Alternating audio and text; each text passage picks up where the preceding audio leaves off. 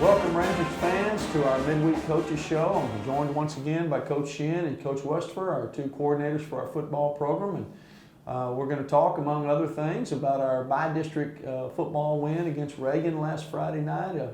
Then, of course, Coach Patton, our assistant coordinator, will fill us in on what else is going on in sports at Smithson Valley. And then we'll talk about our second-round playoff game against the Westlake Chaparrals. But, coaches, let's go back a week. Reagan, 9-1 coming in. You know, we talked on this show a week ago how potent they were offensively, how impressive they were defensively, and in the first half, I think we were right. Yes, sir.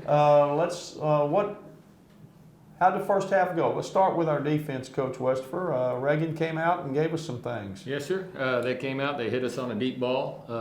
They got on us early a little bit there, and then the running back made some fine runs like we knew he was capable of doing, and got a big run on us on a third and short call there. And so we kind of fell behind the eight ball a little bit. We didn't tackle real well, I didn't think. We didn't execute to our standard, our quality. But our kids kept playing hard, kept fighting, Right. Figured out a way to settle in and able to turn it around there around halftime. Yeah, when you play good teams and, the district we're in, the schedule we play, and then the part of the playoff bracket we are playing really powerhouse teams right away, you don't get to stop them every time, Yes. and if you're just a quarter inch off of your coverage or your fit, then, that could mean a touchdown, and it did. And then our offense had some similar struggles, Coach Shin. Not a lot of explosive plays. Better plays were 4 and 5, and some of them weren't even 4 or 5. And what went on in the first half? Well, it's just what you just said. We were close a lot, but we weren't winning first down early in the ball game, and that's credit to them. And but a credit to our guys. We stuck with it, stuck with the plan, kept grinding, and never quit, and eventually got it going. We had a chance there late in the half. We didn't get any points out of it, but we kind of got moving, and then it gave us a little bit of momentum maybe going into the second half. And that big 8-minute drive coming out in the second half was Ranger football. Well, we got the ball coming out of the locker room at the half, and of course we talked to our players at halftime. We need to do something. We need to get a spark.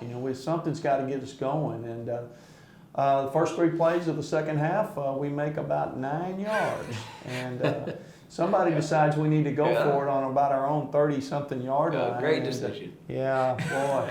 And we gashed them on 4th and 1. I mean, it was 4th and 1, and we made 1 yard and a half an inch. Half an inch. That's They correct. measured it, and we kind of held our breath. It was touching. Boy. But sparked us. Yeah, it did. The next play, we have a big throw and catch, Dylan Domel. We go about 25, 30 yards, and then we put some runs together. I think it's an 8-minute drive. We score on another 4th down conversion. We score. So now it's 20-10. We're not, we're not winning yet. But and then what happens, Coach Worsford? Then the fire really gets going. What do we have? Yes, sir. We got them on the second play of their drive. Trey Moore did a good job getting in the quarterback's throwing lane. I think he got a little piece of the pass. Yeah. And David De Hoyos got a big interception and was able to return it for a touchdown. We got a pick six, scored on defense, and that's always a fun thing to do.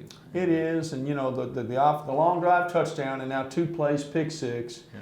And now it's a 3-point game, and there's still, maybe half the third, maybe a third of the third quarter to go, and all the fourth quarter, and that's momentum, and momentum's a big thing. And but they weren't 9-1 for no reason. So we didn't necessarily just go down and score or stop them completely, but we get a big kicking game play in the fourth quarter. We stop them on their end of the field. Their punter, who's very talented, kicks it deep, and then Noah Flores takes it. And Coach Westford, what happens then? Well, he took it down the right sideline. We got some big blocks. Darlington Frash got a big block. Braden Bafidis got a big block. And then Trey Moore, he picked up a couple of guys. Able to get a big return. Got the ball down to our 20-yard line, 22-yard line or so, and did what we want to do, which is create short fields for our offense. Right. 25-yard field, and our offense was able to go in and score. And now we're up by 4. Yes, and Coach Shin, what was different offensively first half and the second half? Yeah.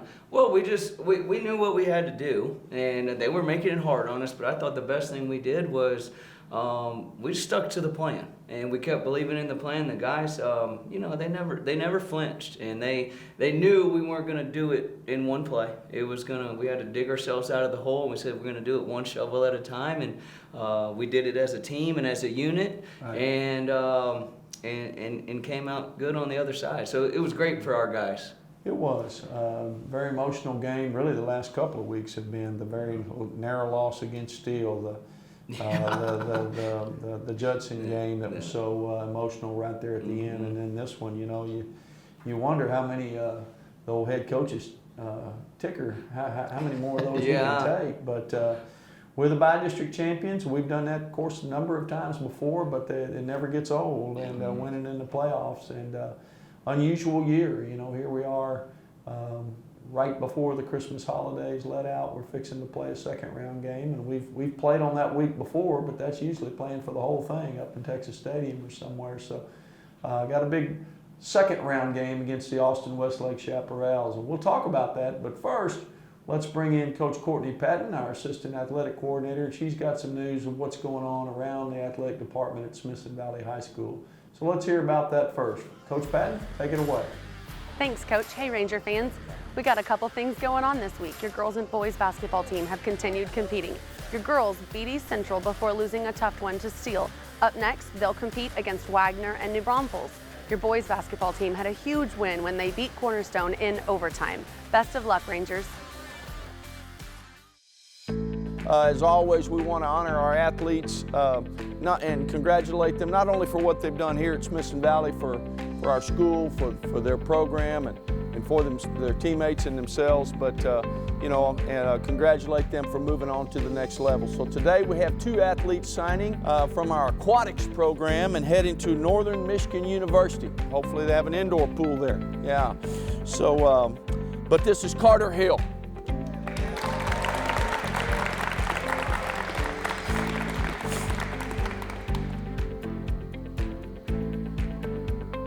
Congratulations, Carter, and to your family and to our aquatics program. Multi-sport athlete here at Smithson Valley, but is going to be playing baseball at the next level. Going to the University of Texas at San Antonio. Signing today is Garrett Brooks.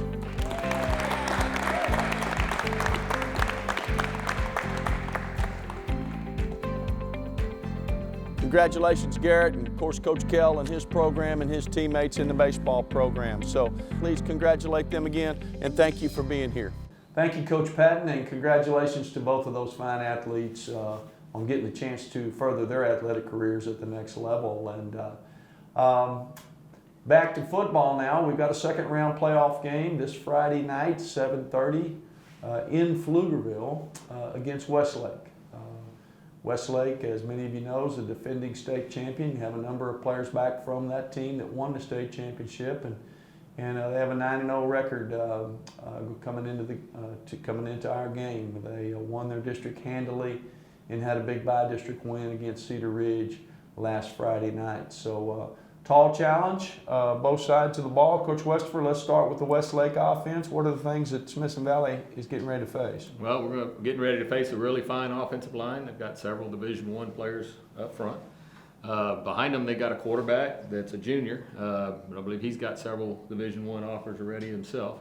A couple of really good running backs, and then they throw the ball to a whole bunch of different guys. They got two that are kind of leading the way for them.